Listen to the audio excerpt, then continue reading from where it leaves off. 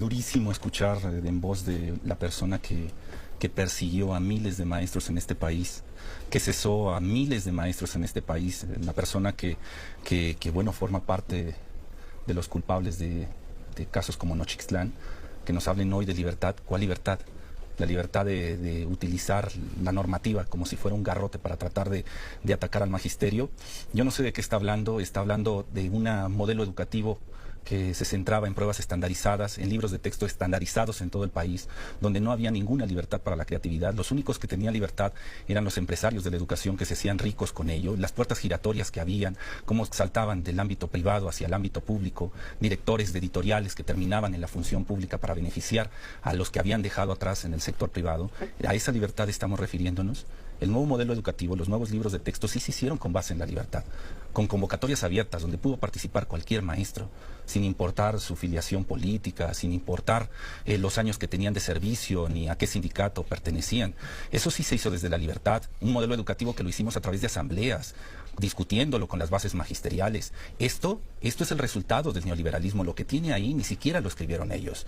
Fueron pautas que dieron organismos internacionales como la OCDE, el FMI, el Banco Mundial, donde fueron a formarse y ahora regresan con todo ese bagaje para tratar de que la población crea que van a buscar la libertad, cuando lo único que buscan es hacer más grandes los bolsillos de algunos empresarios que no se hartan con todo lo que ya han tenido. O sea, ¿qué hicieron con los libros de texto? Ahorita vamos a tocar la cifra de los números. O sea, hablan de mucha inversión en aquellos sexenios. Y sí, es verdad que había mucho dinero, pero no el dinero para la población, sino el dinero para enriquecer a estos empresarios de la educación que hicieron su agosto, los que imprimían los libros, los que hacían los libros, cómo se triangulaba a través de organismos internacionales, a través del CREFAL, a través de la UNESCO, cómo a través de ellos, en lugar de que fuera el magisterio frente a grupo que hiciera los materiales educativos, eran a través de organismos internacionales que nos iban marcando las pautas del capital humano que se tenía que formar para la maquila.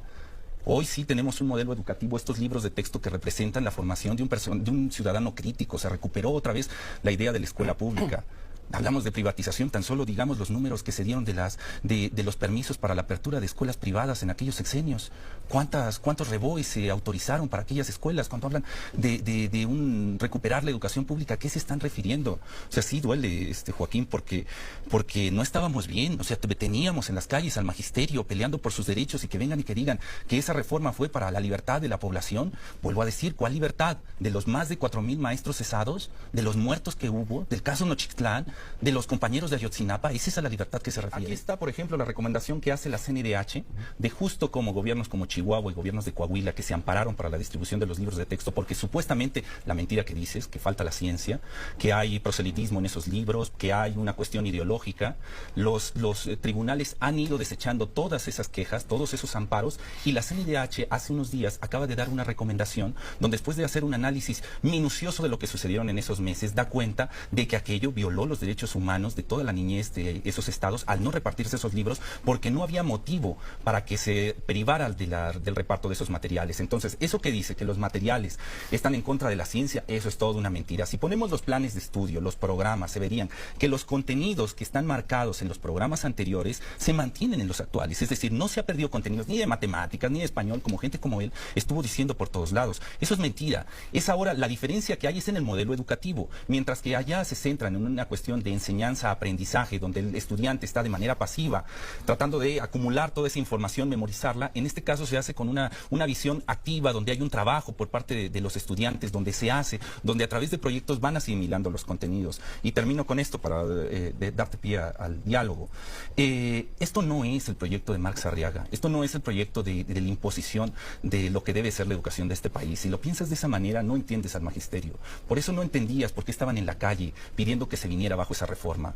O sea, no entiendes que esto se hizo desde las bases magisteriales. Por eso tampoco vas a entender que a 2 meses de que estuvieran los libros de texto, los 64 materiales que hicimos, a 2 meses, fue el mismo magisterio el que defendía esos materiales y que le decía a la gobernadora de Chihuahua: repártalos, porque es nuestro derecho tener estos materiales que hicimos nosotros, que lo hicieron maestros frente a grupo.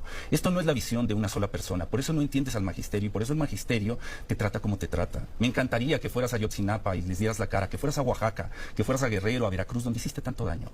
Ojalá que esa conciencia que está sucia, porque esa reforma atacó al magisterio, lo criminalizó, ojalá que en algún momento, cuando tengas paz en tu espíritu, tú te acerques al magisterio y lo escuches. Aprenderías mucho de ellos. A ver, ¿para qué? Sí, porque hay que aclarar. Sí, no son 300 millones, son 800 a las normales. Y también hay que decir que los 1.200 que daba en su momento, cuando era secretario de Educación, el compañero que está aquí enfrente, de esos 1.200 llegaba el mes de abril y el mes de mayo, en esos meses más o menos, y Hacienda les cortaba la mitad. Se quedaba con 600 millones porque eran prácticas de ese gobierno, de simulación, de colocar un número y después desviar los fondos y llevarlos hacia otro lado. Eso es así. Bueno. Y ahora, para que veamos hechos, no fantasías de lo que estás diciendo. Mientras que en tu periodo, 4.500, más de 4.500 personas cesadas, más los presos, más aquellos desaparecidos. Este gobierno lleva casi 1 millón de plazas otorgadas hacia el magisterio. Yo no sé cuántos maestros que nos estén escuchando ahora, después de lo que dices, están seguros de que sí, en el periodo estaban en un periodo de esplendor donde los liberaste. Los maestros que estaban frente a las calles no estaban porque un líder sindical los estuviera movilizando, sino estaban porque aquella reforma que realizaron, que la realizaron porque los organismos internacionales pedían que se privatizara el sector educativo. Claro que sí, donde te formaste. A través de la OCDE, porque sabes muy bien lo mismo, lo dijo Claudio X González. Esa reforma educativa salió de su escritorio y propiciada a través del FMI, del Banco Mundial, de la OCDE, porque ustedes solo son títeres. Lo que buscan es la formación de un capital humano para los intereses de esas transnacionales. Las puertas giratorias se continúan. Por ejemplo, en tu periodo como secretario de Educación Pública tenías a un personaje, Elisa Bonilla. Elisa Bonilla, de primerísimo nivel, formada en estos think tanks. En la Universidad de Cambridge, ni más ni menos, terrible. Sí, sin duda. Y con estas puertas giratorias de que un día es directora de SM y otro día está en la función pública, propiciando que SM, la principal editorial, una de las principales que vendía los libros de texto a la Secretaría de Educación Pública, pues tenga las manos metidas. Y lo mismo Castillo. La directora de Castillo acaba en la Dirección General de Materiales Educativos. Entonces vemos cómo está el entramado de que no tienen las manos limpias. En realidad hay intereses creados en los funcionarios de la Secretaría de Educación Pública desde el periodo de Salinas de Gortari. Desde Salinas de Gortari se viene dando toda una política educativa hacia favorecer la privatización del sector educativo para que las transnacionales pudieran llegar a México y tuvieran un capital humano, así lo manejan ellos, como si fueran una cuestión de objetos las personas de este país, un capital humano sumiso, que cuando llegara Oxxo, que cuando llegara Nestlé, que cuando llegara Kimberly Clark y les propusieran esos contratos precarios, de precariedad laboral, ellos firmaran, porque no habían desarrollado un pensamiento crítico, no tenían organización alguna. Pero frente a esa situación, frente a ese crimen que querían hacer contra la población, el magisterio se levantó. El magisterio salió a las calles y les dijo no más, y por eso la reforma no pasó, y por eso nadie la defendió cuando la quitaron. Y por eso los libros de texto, cuando se hicieron ahora con la población, con el magisterio de las bases, hoy todos los abrazan, y no tenemos a maestros en las calles pidiendo nuevos materiales educativos.